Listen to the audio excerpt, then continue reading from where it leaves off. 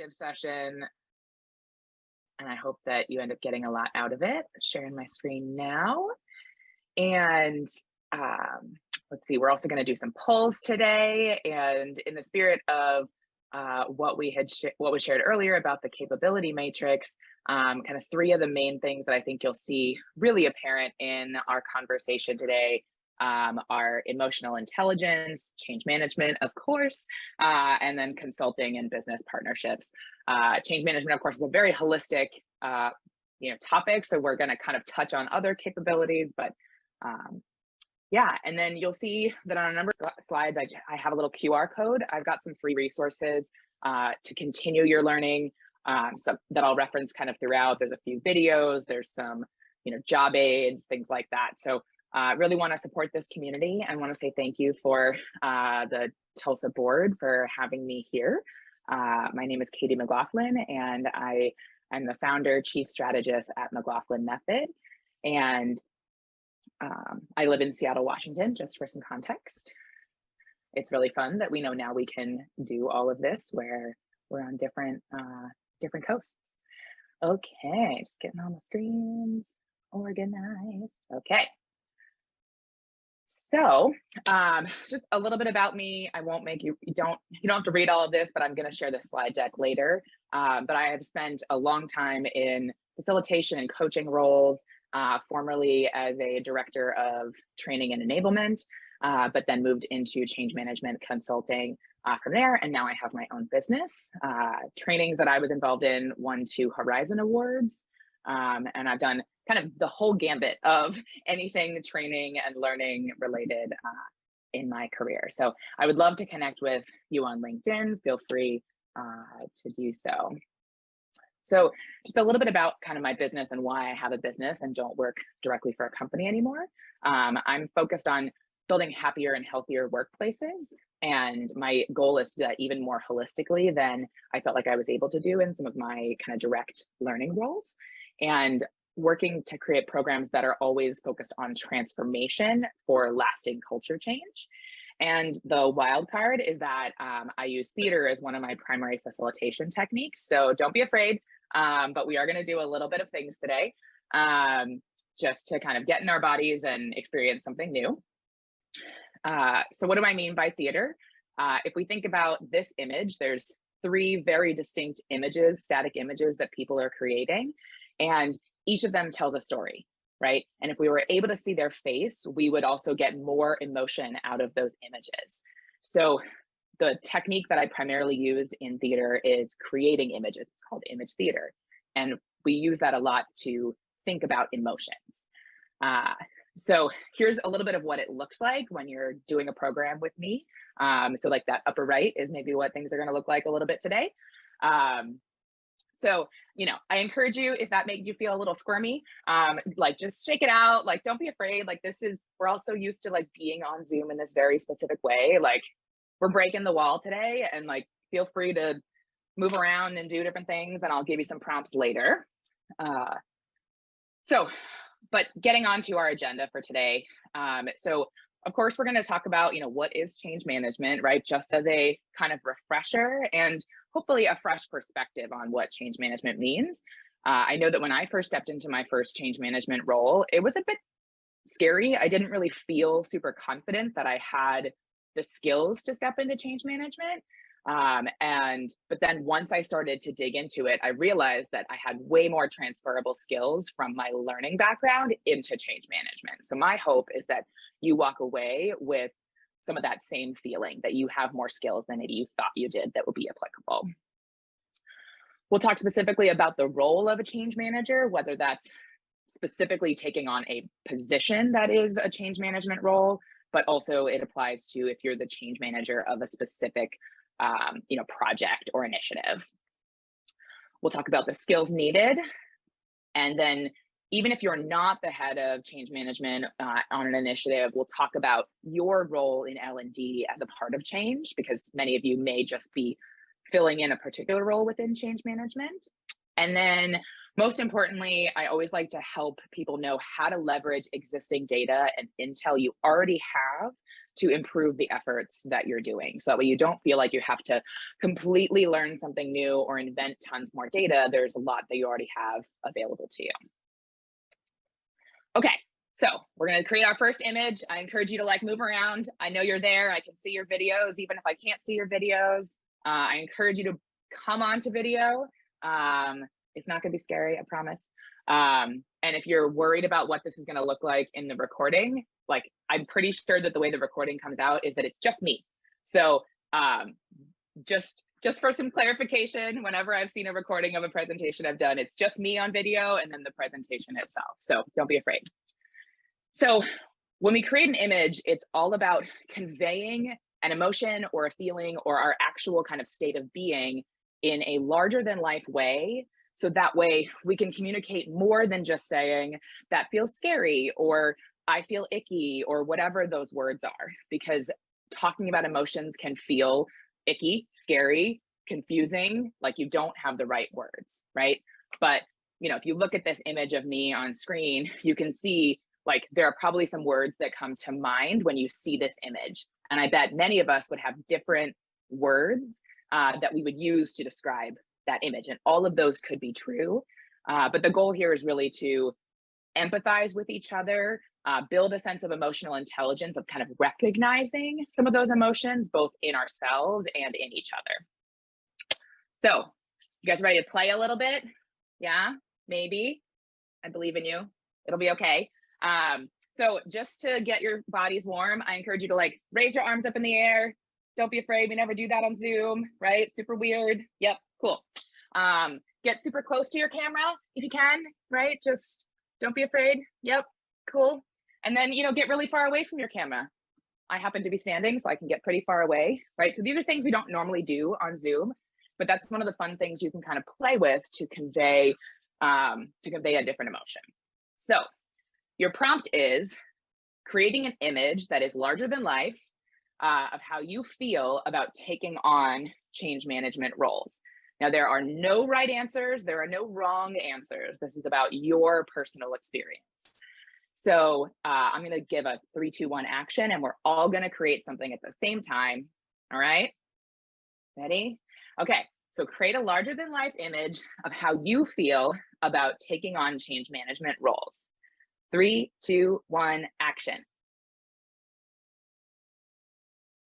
Yes. Yes. Okay. Yeah. Shake it off. Okay. Yeah. Lots of different feelings. Thank you all for doing that. Maybe you learned a little bit about yourself. Tuck that away as we're going throughout this presentation. So now that you have a little bit of that feeling, I'm going to put a poll up in your Zoom poll. So you should see that now. And so now I want you to put some words to that. Essentially, not a specific descriptor, but rating yourself on your confidence level, and then also how you feel your skills align to change management.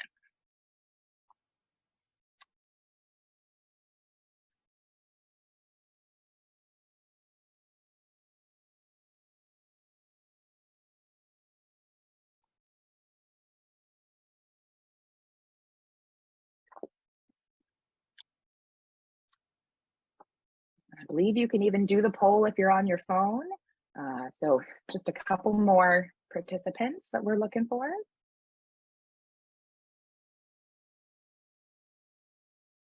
Potentially it's looking for me to respond, but I'm not allowed to. Oh no, okay. Just final seconds if you wanted to respond to the poll before I share those results.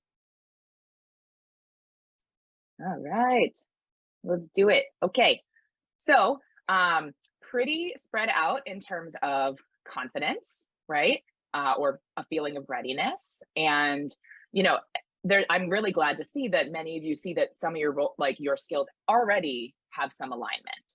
Hopefully you can see the results, Andrea, is that right? Can you all see them? Yes, now I can. Thank you. Okay, perfect. It is not always clear, right, as a presenter of what folks can see and what you can't. So cool. My goal is that by the end of this session, many of you will change this towards the positive, right? That you'll feel a little more empowered, a little more enabled to exercise and use those skills. All right, so stopping sharing. Got it. Cool. Okay, great. Thank you for participating in that. So, what is change management, right? So first of all, change is disruptive, right? We've all collectively experienced a lot of change in our lives, just societally, right? And then how that trickled down into our jobs and our lives. But ultimately, with change management and when we're executing changes in business, in our roles, the goal is to kind of be this little get everybody onto this orange, airplane, right? Where we're all kind of swimming in that same direction instead of going in a million different directions, right? And, if we think about when we hear that we need to change, many of us might create an image of, right? I don't want to do that.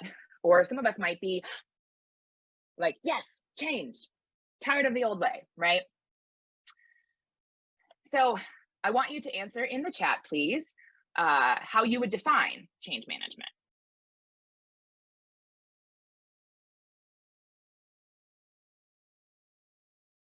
Fun fact, there's no wrong answers.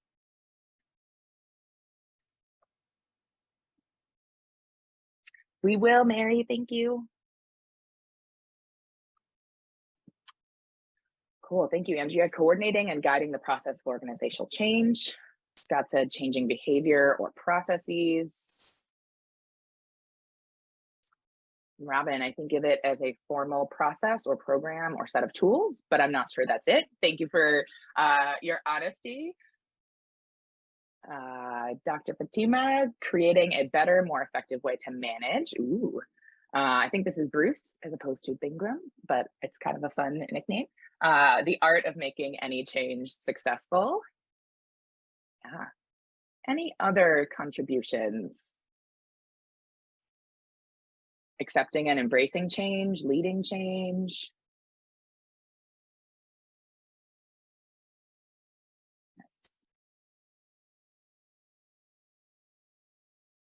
Cool.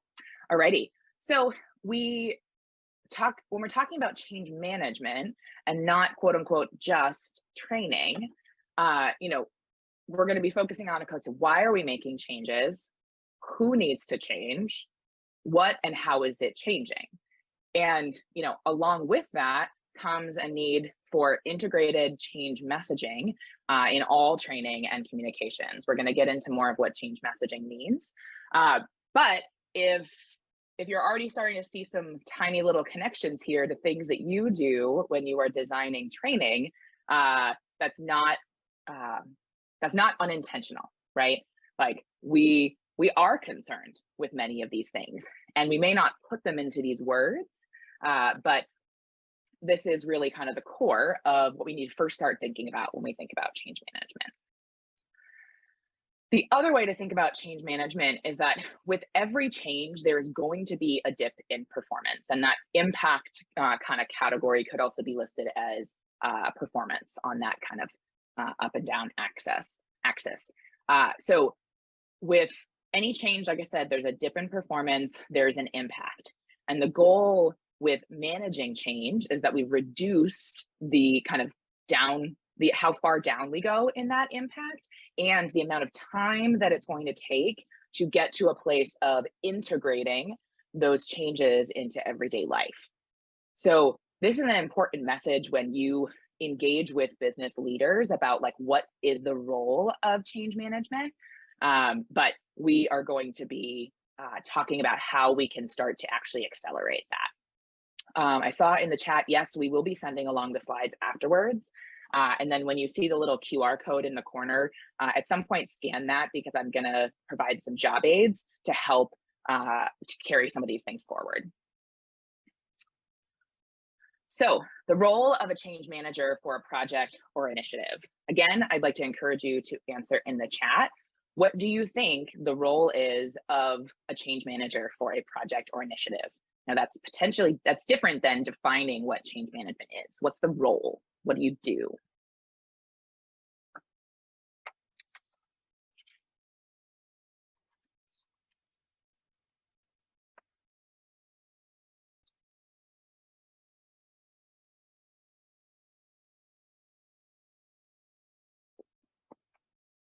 Thank you, Scott, sharing the why. Andrea said, keeping the team org moving forward on an action plan. Robin said it's communicator and facilitator, helping one stay on target. Jeremy, champion of change. I love that word. Linda, making sure everyone has the resources they need to navigate the change. Jennifer, understanding and managing the emotions related to change. Yep. And Bruce, getting all stakeholders on the same page. Chantel, help create early buy-in, identify early adopters. The answer is all of those things. So I'm so glad to hear to hear you already having that alignment. So that's great. So I do think it's important that we call out some specific duties, right? So here are kind of some specific actions, maybe. So one of the first things that you can do is to advocate for the need for managed change, making the business case. So connecting the impact, if we go back to that slide with the like dip in impact, that connecting that the better we manage this change, the faster we get to performance, to realizing the investment that we made in those changes. And, you know, ultimately it's going to really decrease that resistance to change, which perpetuates the issues with adoption that we're going to have. You're also going to create a change management plan, right? So that was very clear in the different chat contributions as well. And that's specifically articulating how are we going to support the changes. And in a little bit, I'm going to talk about what that change management should be defining and including. You're also going to be the one that's going to educate leaders on the sources of support for change management and why they're needed. So the big difference, I would say, with change management and training is that we have to up-level our advocacy, the way that we engage with leaders, and the way that we define why people need support, right? It's not just that they need the behavior reinforcement, but that they need that emotional support, the safety of knowing that just because their role is changing doesn't mean it's because maybe they did a bad thing, right? Or that it's just to perpetuate the company's success, right? But that there is a connection to making their lives day to day easier, giving them the opportunity to work on more meaningful things. It's also, you know, as the company is more successful, then each of us as individuals have more opportunity to grow, more opportunity to get better benefits, better pay, right? So finding those kind of connection points and understanding who people will receive the best support from. You're also going to be the one that gathers the resources to complete that plan. Now, if you've ever been in roles like I've been in, you are the resource, right? You're making the plan, you're the resource, you're the advocate, you're doing all the things, right?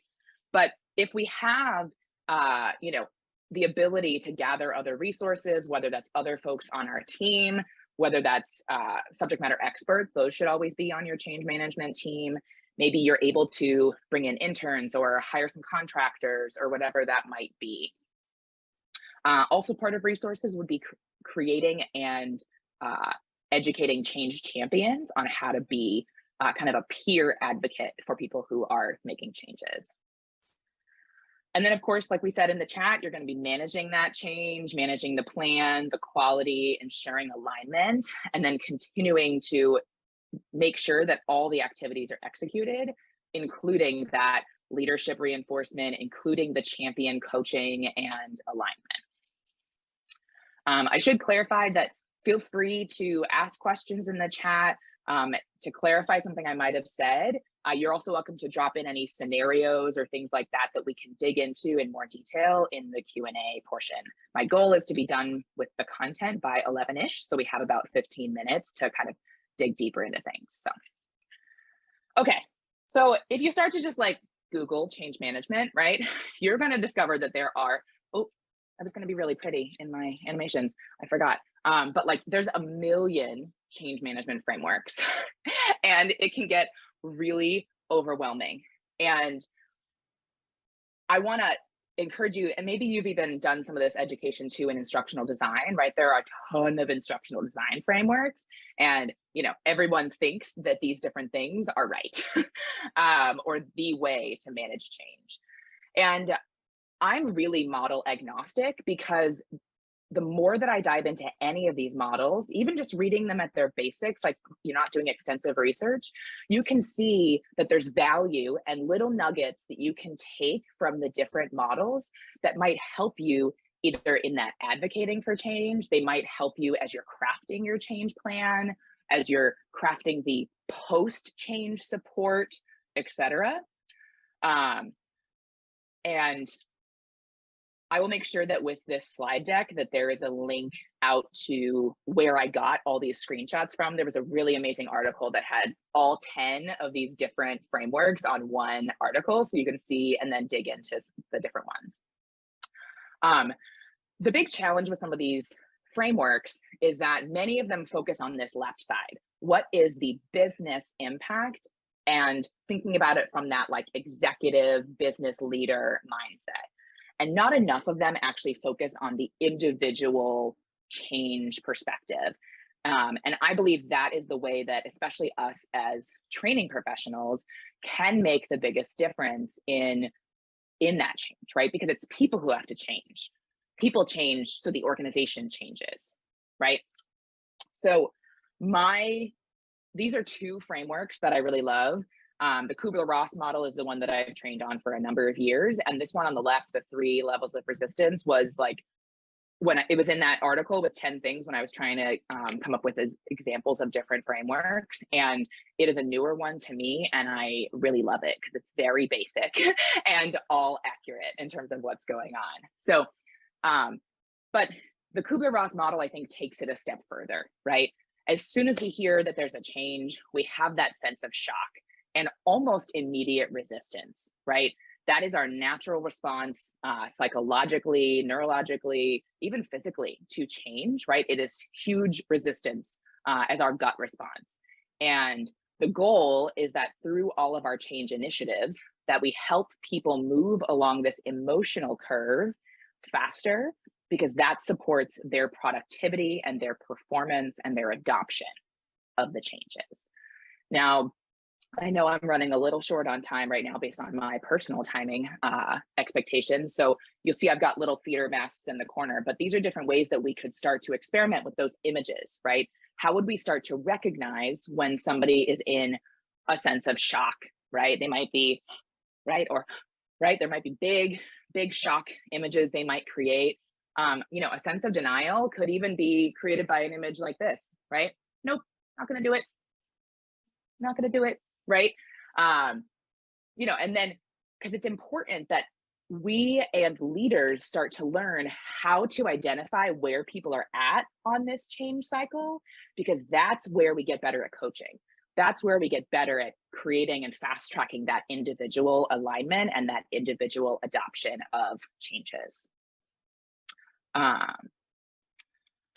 So I came up with my own framework because this helped me to create a tactical change management plan, right? Many of these frameworks focus a lot on theory, and like one of the elements is create a plan, or one of the elements is train people, right?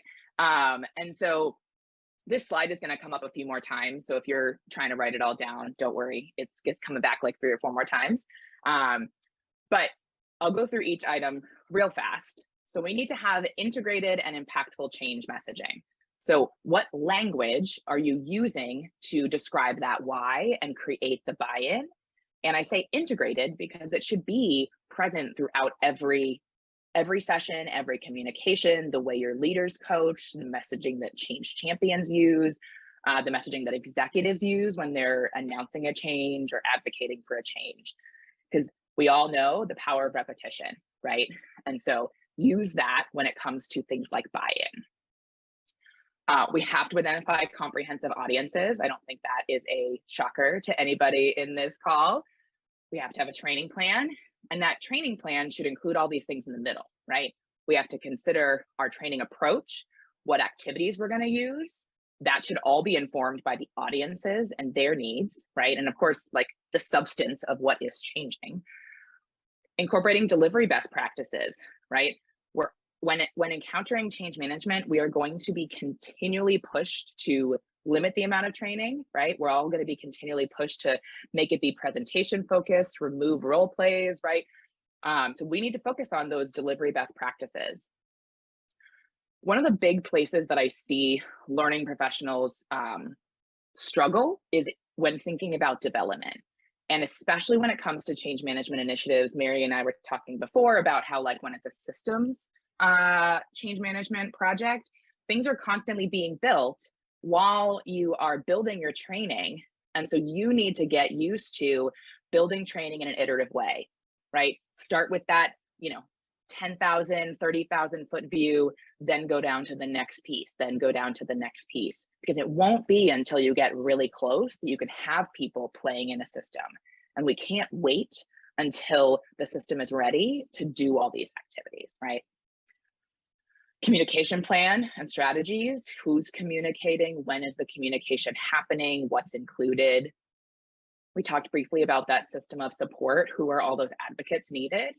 And then I think oftentimes most importantly is that like go live user readiness. Do they know when they're going live, what going live means?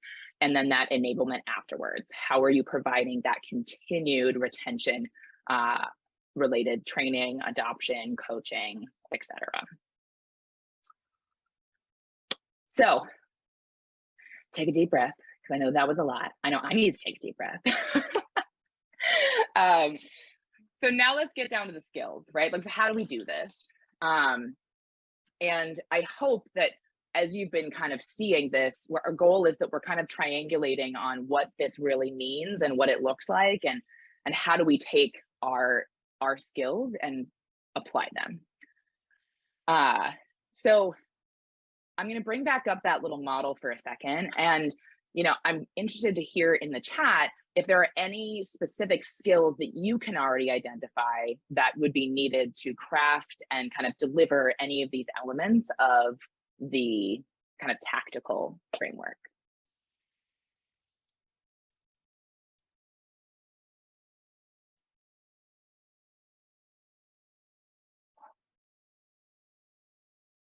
And no wrong answers here. Bonus points if you want to try to use like learning objective language as a challenge for yourself.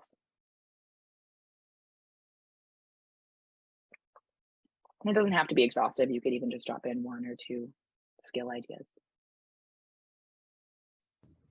Could you repeat what you're asking us, please? Yeah, I'm curious to have you answer kind of that question at the top. So what skills are needed to craft and deliver any of these components of this change management framework? Thanks for asking, Jeremy. So yeah, some great questions in here: communication, humility, emotional intelligence, accountability. Yeah, how to hold people accountable, what actions does it take? Facilitation skills, absolutely. And keep in mind that facilitation is more than just conveying information, right? It's always good for us to remind ourselves of that. We need to define, document, and track the message over time. Absolutely. Yep. I highly recommend that people have a document that defines the messaging. And sometimes you have to have a messaging document for each of those audiences because they're going to need different things. And just because we know doesn't mean we all know and can articulate the same message well. Like so many agreements and stars for that one. You're absolutely right. Listening, right? Maybe as part of those audiences, we have to go out and like interview folks. Maybe that's where we use some of those change champions to introduce the changes, test some messaging, and listen to what their reactions are. Ideally, we're engaged really early in the process of creating change, because then we can even encourage folks, let's do a focus group so we get some early feedback from the users on, is this actually meeting some of their needs? Time management, yep. System of support, I would even expand that to like, we need to know how to craft, right? And how to identify advocates, how to advocate or like connect with people in the system of support and like get them on board, right? Those are all embedded in that. Employee feedback, results of pulse surveys, absolutely. We are going to be talking about my favorite survey a little later. You're absolutely right, Jeremy, that the support system is almost always like the biggest fall down, right, when change occurs, especially because the people who are involved in making the changes and are often so entrenched and they're like, oh, this is old news, right? And they also might come from, depending on the like tenor or culture at your organization, they might also come from the perspective of, well, you just have to change, right? And that doesn't really create anybody's willingness or motivation to create changes other than from a place of fear, right? And when we act out of fear, we're not being genuine, we're not engaged, we don't feel appreciated. And I think, as we all know and have followed a lot of the trends over the years, that's what people are demanding now, right? Empathy, absolutely. And to take empathy another step further, it's not just about you feeling something, right? But it's about you taking that feeling and using that to inform your strategies, using that to inform the choices that you make in how you communicate, who you work with, right? The sensitivity that you use. But then also empathy goes in that other direction we talked about earlier of recognizing where somebody is at on this emotional curve and identifying what they might need, right? Consensus building, yes, right? Yeah, and it's not all departments buy into the change, right? Often we're making a change for, say, the sales department, and it's having all this trickle down effect for the customer support or the product departments or educators or whatever that might be. I know a number of you are in government, so feel free to translate the corporate speak to your world. Awesome. I'm curious, by maybe a show of hands or a little emoji or something, how many of you feel like you have some of these skills, right? That you're already using them. You can feel free, you can feel free to like put your hand up, like I can see you, use your thumbs, etc. So yeah, a little bit, totally. Yeah, awesome. So good. I hope you're already starting to feel a little bit more positive, right? Thinking about like, okay, are we feeling a little better since the beginning of this session? And ultimately, you've probably been doing this, right? Without even realizing it and without naming it as such. And that was my big aha moment when I first stepped into a change management role. I was like, oh, I know this. I just have to do all the best practices. And it's also about kind of shifting some of that language, right? Because we have to change the manner in which we advocate. And, in the spirit of being blunt and direct and transparent here, leaders think that change management is better than training.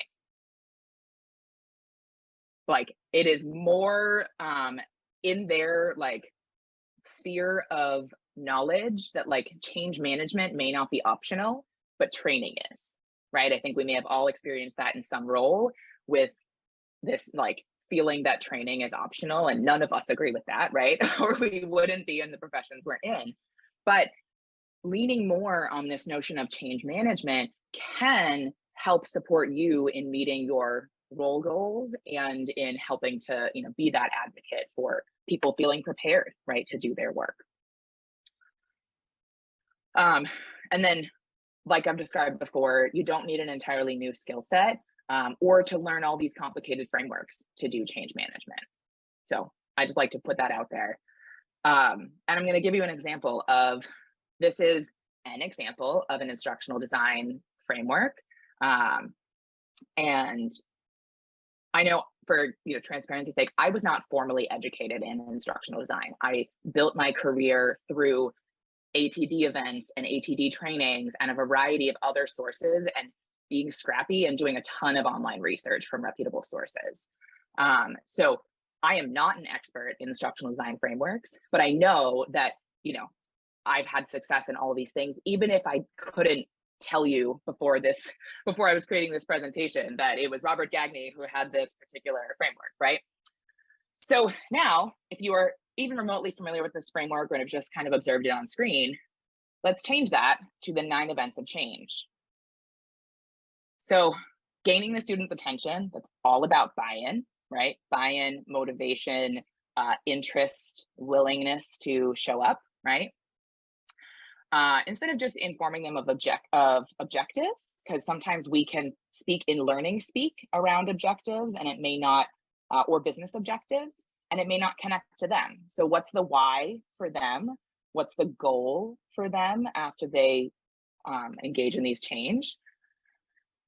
This stimulate recall is all about context. And I think that any of you who have created any kind of training, you all know that context is king. If they don't have the right context, they're going to feel lost through all of this, right?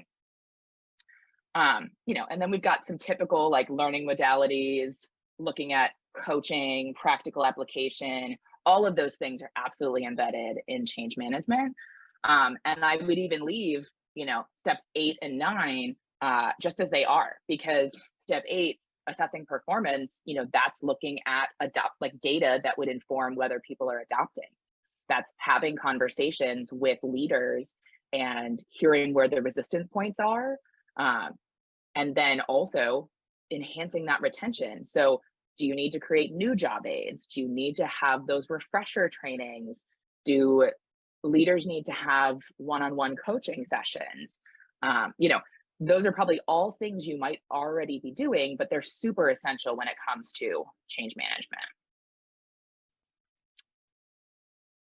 Okay, so you may already feel like we've talked about L&D's role, but I just want to articulate that many of you might be in a scenario where somebody else is the change manager, right? Or like leading change. You may have somebody in your organization who is, the director of change management. You might bring in a change management consultant, but you are still going to be tapped as an L&D individual to participate. And of course, there's like the typical things, that we're all familiar with and we talked about before: designing, developing, delivering training, assessments, doing performance coaching, providing on-the-job tools, right? Those are some of the standard training things, right, that we're expecting we're going to be engaged in. And so I encourage you then to expand your thinking of the L&D role in change, and for you to really focus on being that change and, advocating for all these pieces that we've talked about. So applying those principles of instructional design, incorporating change-related messaging in all of your programming. Even if the change lead is not creating that change messaging, you do your own work, right? And make your trainings really effective by creating that buy-in. Rally those leaders, rally those managers. You already have established relationships with them, right? Use those relationships, and then advocate for people who need to change, AKA your training participants. There's an awesome question in the chat, which I am going to hold until the Q&A section, because I think that's worth a really good conversation. I also want to kind of bring back the needs analysis skills that we all have and have developed.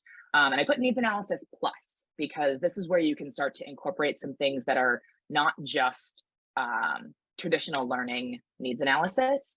And most of those are at the bottom of this list. So, how does the group respond? What support is needed? Can we provide who can provide that best support, and so on. And again, this will be shared afterwards. And then helping you support timeline creation.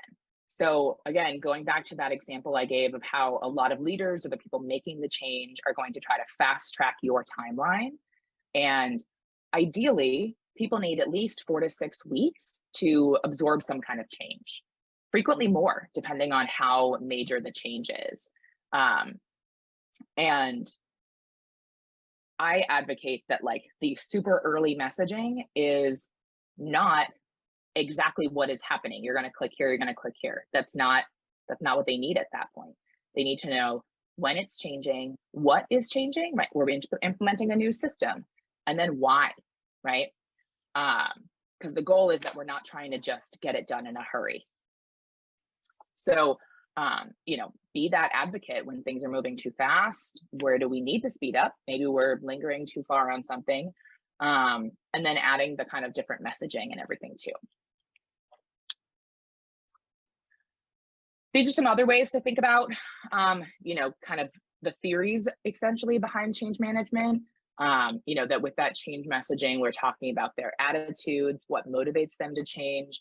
You know, we might be used to living mostly in this readiness and enablement section here on the left, but expanding and stepping into these other spaces will help our readiness efforts and will help our enablement efforts, and can continue to help you be seen as somebody who can support change management efforts. So, okay, so this is where I'm going to bring in some new tools that you may not have thought about incorporating into the way that you say craft change messaging, or the way that you craft a training or change management plan. So we mentioned earlier about like listening or interviews or focus groups or doing your own pulse surveys, etc. But those are all new actions that you have to dedicate time to, create, craft, run, etc. So I'm going to talk about what I think is the most underutilized piece of data that we already have.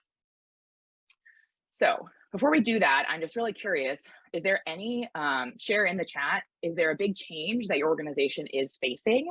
Or if you're in a newer role, I know a few of you are, feel free to share a recent change that your organization went through. I'm just looking for a little context on how this might all get applied.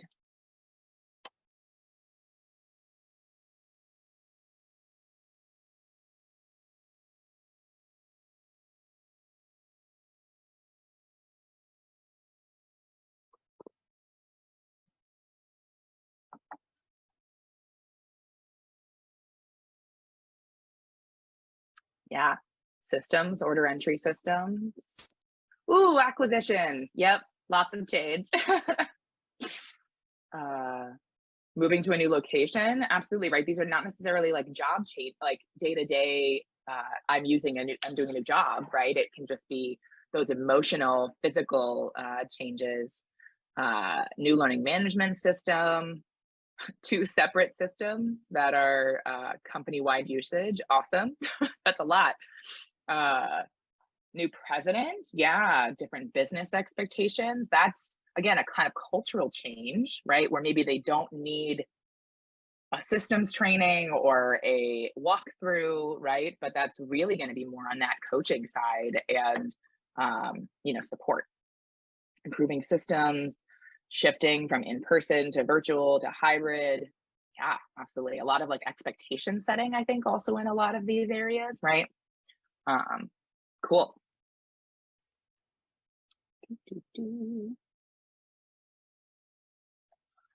Okay, so I love engagement surveys.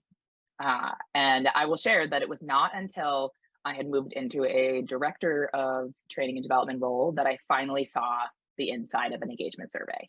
And I think that that is like the biggest disservice that learning professionals are given in your organization. I think that the engagement survey is the single best point of data that we already have that we are hiding from ourselves, from you know, from the rest of the organization. And I'll get into why. And just maybe from a show of hands as well, have any of you actually seen the behind the scenes data from an engagement survey? Feel free to use the little raise hand, or I think there's a little thumbs down, or maybe even a sad face. I don't know what's available anymore. They're always changing it. So, okay, a few of you, and I'm not surprised that it's so small. So just a refresher on what an engagement survey is. depending on different organizations, not everyone does an engagement survey or everyone has very different questions. It's not super standardized. But essentially there's a statement, and then you are asked to rate that statement, usually on a scale of strongly agreed, strongly disagree to strongly agree. You'll see I have some examples here on screen. But that's essentially what an engagement survey is. And so then you get that data in aggregate forms. It's always anonymous. It is not attributable to an individual. If you are working with a good engagement survey provider, they don't even let you see groupings of data, or they don't let you splice the data in certain ways if the team is too small. Because the goal is not to root out who gave these scores, right? It's to learn what else does our team need and what is the perception, because perception is everything, right? So for example, my manager follows through on commitments. That's the first example. And if, say, 50% of our employees, our team, our department either agrees or strongly disagrees, or strongly agrees or strongly agrees with that. Great. Half of the company thinks their manager follows through on the commitments. And most companies tend to focus on that positive side. But the inverse is that half our company thinks their manager doesn't follow through on commitments. That is something we can all impact and change, right? I see that as a nugget towards, okay, I need to work on some leadership training. What does follow through on commitments mean, right? What are ways that you can articulate and show as a leader that you are following through? Or say, hey, I know I didn't follow through on this, and I just want to acknowledge that. So these little bits of intel can be so useful in your day-to-day job to help you see where some of those gaps are and start to articulate some strategies. The way that these questions can help you in change is that they can reveal beliefs that people have that you want them to keep, so you can reinforce those desired behaviors, those desired attitudes about change. So some examples that might be high scoring could be phrasing like this: my manager keeps me informed, my manager genuinely cares about my well-being, right? Training and change can affect people's well-being. And so, it's important that a leader in that system of support role also, says, I care about you and I want to know how I can help support you. I'm excited for the value of change. That can become a change message. Like, I know that as a team, like, you are excited about change. And then I believe that change is going to be required. We all know, and like, I know that you all agree that we're going to have to go through some change, but that doesn't make it easy, right? Those are some examples of how you take some of this language and turn that into some change messaging. And then low scoring items, like I said before, help you to identify beliefs that they don't have and point to areas where you need to make some improvements, or you could incorporate as part of the change messaging, so that way you get more of that buy-in. So some examples, people would believe that other departments don't collaborate well with us to get the job done, right? So the way that could turn into a change message is, this system or this initiative or this new office, this is all about increasing the ways that we can collaborate, building more collaborative spaces. Here's evidence of how we have already collaborated as we've thought about, articulated, created this change. And again, slides will be coming to you so you can see examples of this. I've got, again, on that kind of those free guides that you can get from the QR code are going to break these down and give you some, again, more of those change management messaging examples. So next, I want you to encourage to use the intel you already have about the people who are making the changes. Regardless of how long you've been in an organization, you are going to start to get to know who these people are. right? You're going to know what they care about, what matters to them.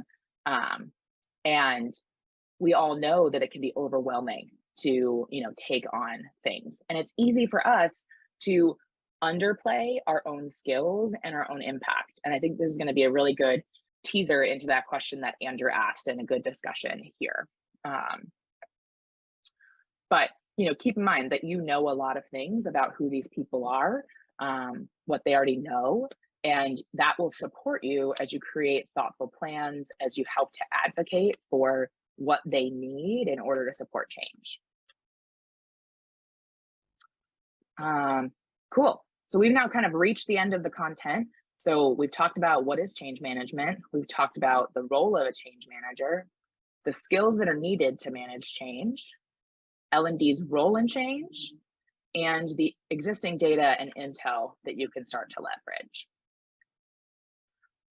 So I want you to take a moment to reflect a little bit of where you feel like you stand now that you have gone through this session and hopefully learned a ton, but also hopefully made a bunch of connections between things that you already know. So that way, hopefully you feel more confident and more ready, and feel like you have more skills than maybe you had identified before. So that said, I'm going to put up another poll in a moment. Alrighty, you should see that now or momentarily. And I want you to answer these questions now after this session. How would you rate yourself?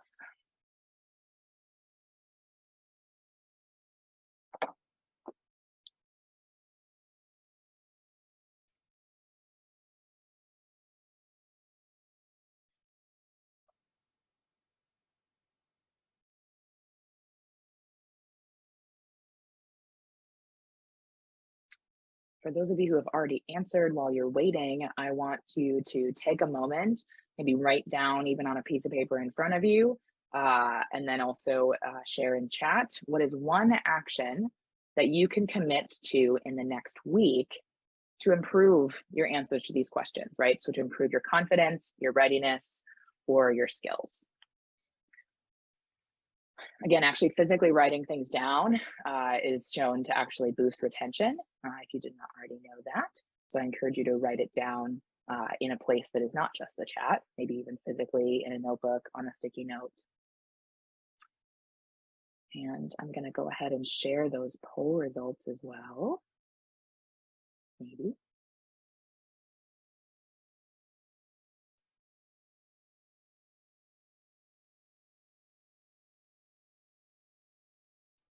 So I'm excited to see that many of you are feeling more confident, right? And feel more ready. And that was really my goal. I really feel like empowerment as training professionals and as learning professionals and people in the workplace, we need more of that. And so that's really one of my primary things that I try to do whenever I'm doing a session like this. And so again, think about that one action that you could take to improve your confidence, readiness, or skills. And Andrea and Jeremy, I'd be interested in hearing more either in chat or feel free to come off chat and share with your voice what that means to you. How will looking deeper into different change management models support you as you build confidence, build your skills?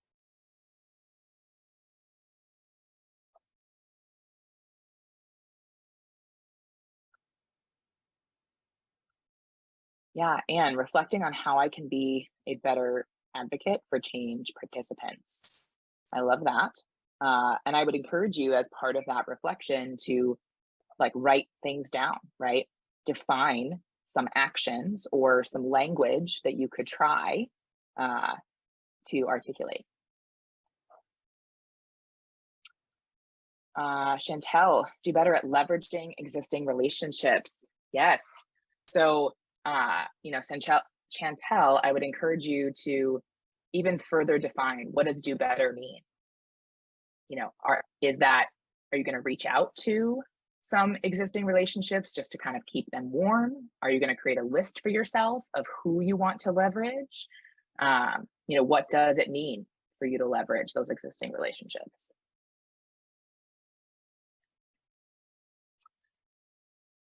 Cool. So Jeremy, I would like to thank you for expanding. I would like to have a framework that will help my team navigate our employees through all of the change and find the weak spots. I love that. And I would encourage you to not be afraid to do what I did and like kind of aggregate some, some models, right? And that might help you as you're going along. And Andrea, also thank you for expanding. I've been somewhat familiar with the Kubler-Ross model, and I think understanding it on a deeper level will help me approach employees with empathy rather than judgment during the change management process. Yes, I love it. That sounds great. Cool. Yeah, something that I created for myself that I will have to dig back out was looking at each of those transition points in the Kubler-Ross model, all those different emotions. And let's see if I can pull it back up. So going back to this slide, I identified, what was happening at those junctures and what I would see, how I would know someone was at one of these different junctures. And if you just, search Kubler-Ross model, you will find other forms where people have added in the type of support that someone is needing at each stage. So there's some examples out there that I think might help you along that. Yeah, leverage your resources, right? You don't have to recreate the wheel. But that said, the wheel might not be what you need. So cool. Thank you all for sharing. Is there anybody else who would like to share, something that you would like to do?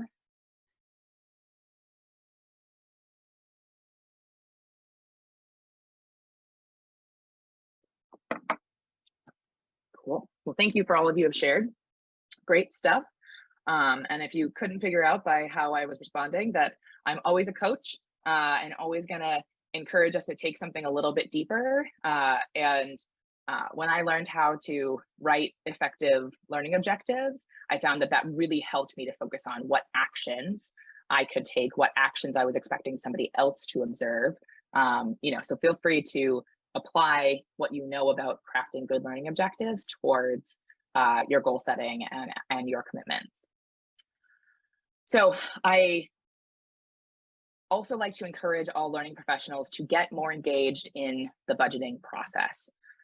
If you run on a standard fiscal year, budget 2023 is coming. It is usually heavily crafted during October and November, if you are not aware of that.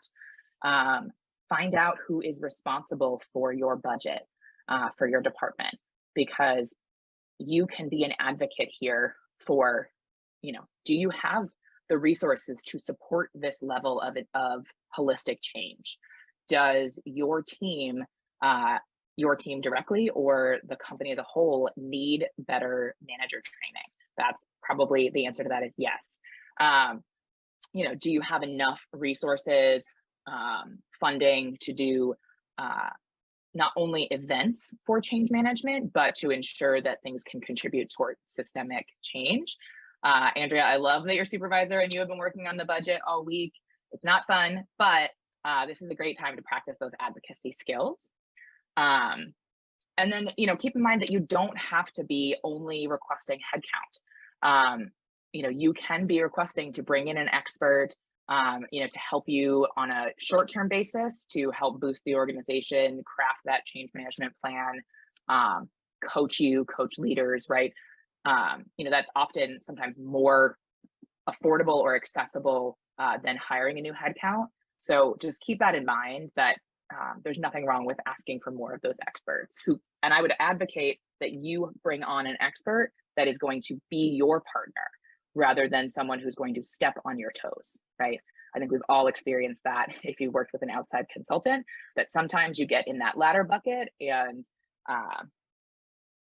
make sure that it's somebody who will support you and where you'll all be aligned. So reminder, here's some snapshots of some of the free resources that I have out there. As we're going along in our kind of Q&A process, I do also have a slide that brings up this change messaging example a little bit on full screen. So if that's something we want to dig into in our Q&A, we certainly can. But you can access that via this QR code, and I'll send that off to you via email. And that includes a couple of different videos digging into the psychology and perspectives that are involved in change beyond just some of that tactical work. So I want to say thank you for having me. Again, my name is Katie McLaughlin. My business is McLaughlin Method, and I'm focused on helping thriving teams to get results. So now I would like to open it up to Q&A, and I'm going to go ahead and stop sharing so we can all kind of see each other. I'd encourage you to, you're welcome to put questions in the chat, but we have time and a small enough group here that if folks want to share aloud and come off mute or use the raise hand feature, would be happy to do so.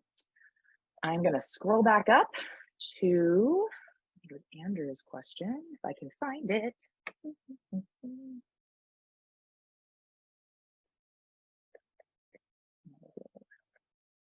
Haha, okay. I'm just going to put that back in the chat just so we can all see it. This was Andrew's question, and at least one other person I think agreed. So what I found is that the buy-in to my skills as a change manager from leaders is difficult to gain because I don't have formal training or a certification, even though I have done all these things for years as an L&D professional and can show how it translates and aligns. How do you overcome that? Well, I actually would be interested to hear. I'm assuming that many of you, I'm just here for a moment, right? And I want to also give opportunities for you all to connect with each other because you are your ongoing support system. So I want to hear from others. Have you encountered this? Maybe not even in the change management pathway. And what are some things that you have found that have supported you? And thank you for this great question, Andrew. Feel free to come off mute, offer suggestions, compassion, what have you.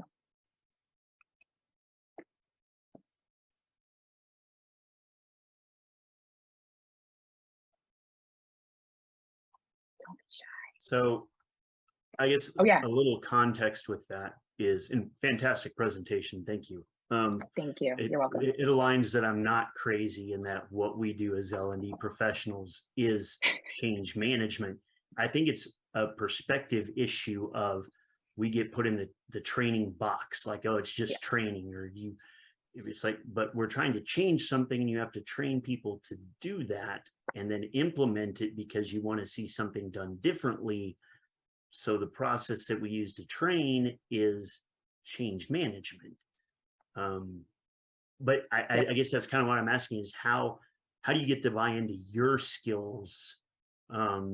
And I mean, is it finding a champion, or is it finding someone that understands that and has the kind of sway to do it? Because I mean, as a consultant, I don't have someone within an organization that can do that for me. So it's really kind of finding the unicorn with the company that you work with that can go, oh yeah, I get it. Here, I'll champion that for you. Yeah. So absent any thoughts from the room, but feel free to chime in. I agree with you that it's probably all of those things, right? That in order to start changing perception, we also have to start changing our actions.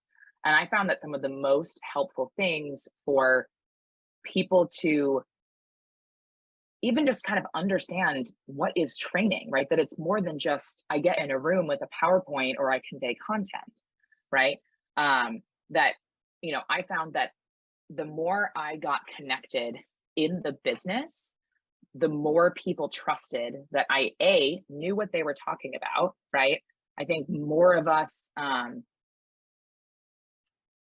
I was surprised when I first went to my the first national ATD conference that I went to, and I met a lot of folks who didn't feel like they needed to know the business.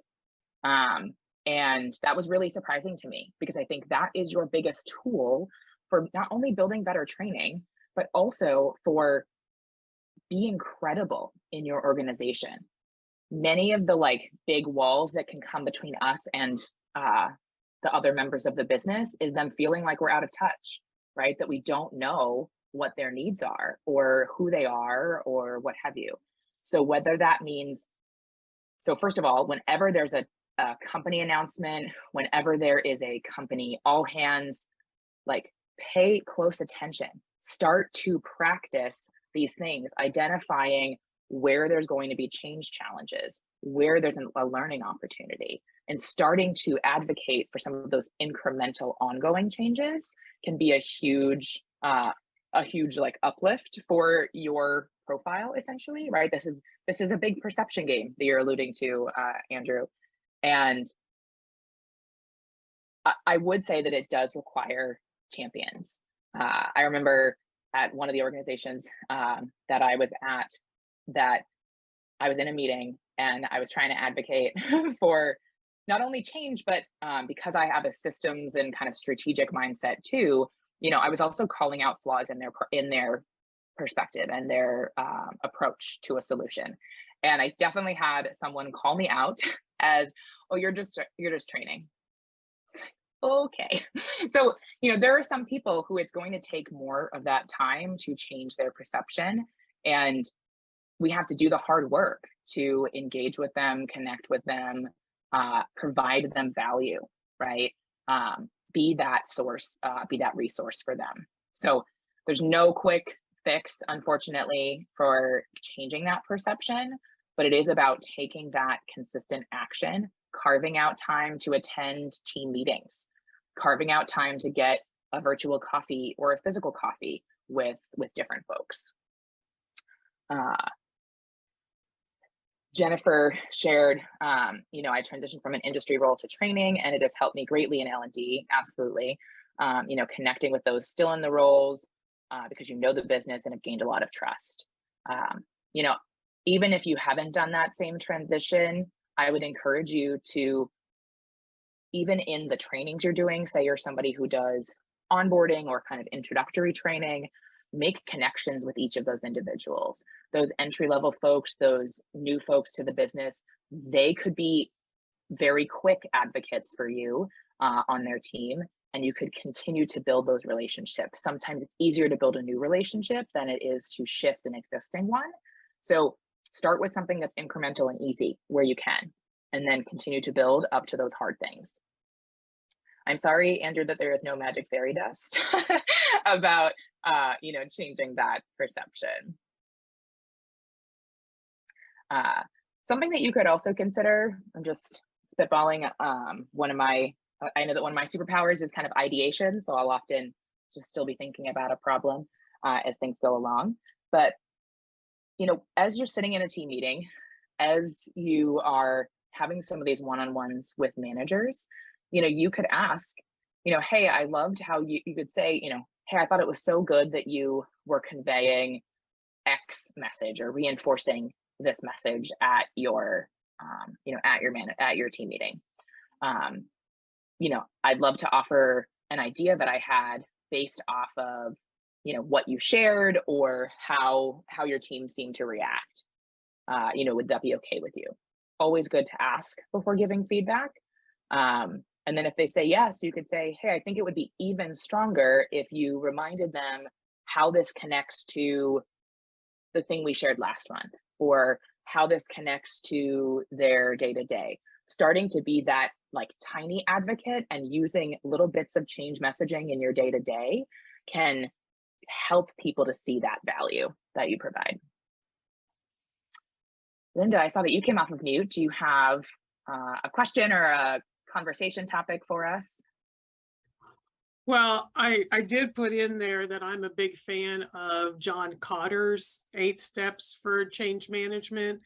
And if you're not familiar with his system, one of the reasons why I'm such an advocate is that he really emphasizes the need to create a sense of urgency amongst the people who are involved in any type of change management situation, because you really have to find that hook that helps people understand why they need to disrupt the status quo and make a change, and why they need to make it now. Because I think many of us can understand the need to make a change. It's just whether or not we're ready to get on board with making it now.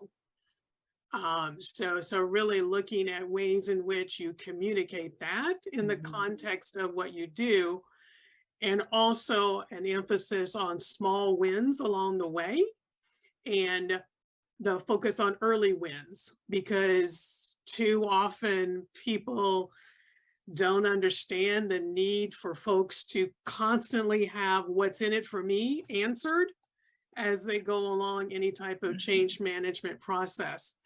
And I was thinking about that in the context of designing training that I do nowadays, and putting in information continually about the benefits of it as you go along throughout the training process, because I'm talking about unconscious bias with people most of the time now, which is something that people come to with barriers up all over the place. So really trying to structure it in a way that emphasizes the opportunity that they have to strengthen relationships by making changes that I am pointing out to them as opportunities that they have along the way.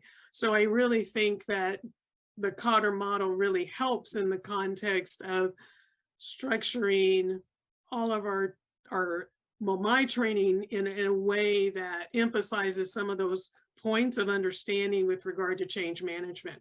Because I'm really trying to change people's behavior. I can't do anything about your beliefs, but I seek to find ways to change your behavior by emphasizing the urgency.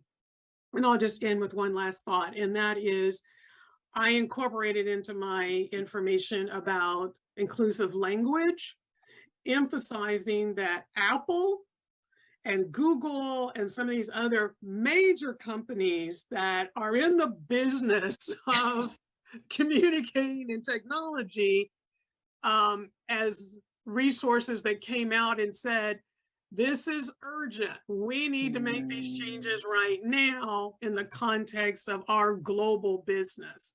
So that's been really happy to people to say, well, you know, these are some major folks out here that are telling us and leading in making these changes. So we need to get on board with it too, in being able to. I'm done. Absolutely. No, I think that's great perspective, Linda. John, there's so many wonderful models out there that can help us to articulate those points, right? And John Cotter's is great too. Most of these folks who have created a model do have certification programs, of course, right, where they want to charge you some money. ATD also has a change management certificate as well, which I have seen is more affordable than, say, perhaps the ProSci change management certification, which follows the ADCAR model, which I had on screen before. That said, I also don't think it would hurt for any of you to create some kind of presentation, have a formal conversation with your leaders to show your change management knowledge, pull some industry data of the impact of change and how it affects productivity, how it affects retention of employees, right? Those are numbers. Speak that language, right? That was something Linda added too, right? Speak their language to advocate for what they as leaders care about. And Linda, I completely agree with what you're saying about inclusionary language, incorporating and understanding where your biases and challenges are in the way that you speak, and unpacking that and addressing that. I really do think that change management is a great forum for skewing our messaging more inclusively. So thank you for calling that out for sure. It's all interconnected, right? That is another way that you could maybe even help to advocate for your engagement here with change management is to say, I know we have these DEI goals, and here's how, when we better engage in change management practices, we can boost not only our engagement scores. Right now you have that nugget of data, you can help boost those, right? And then you can also help boost kind of your DEI goals as well. So I popped the link in the chat in case you didn't grab the QR code for those free resources.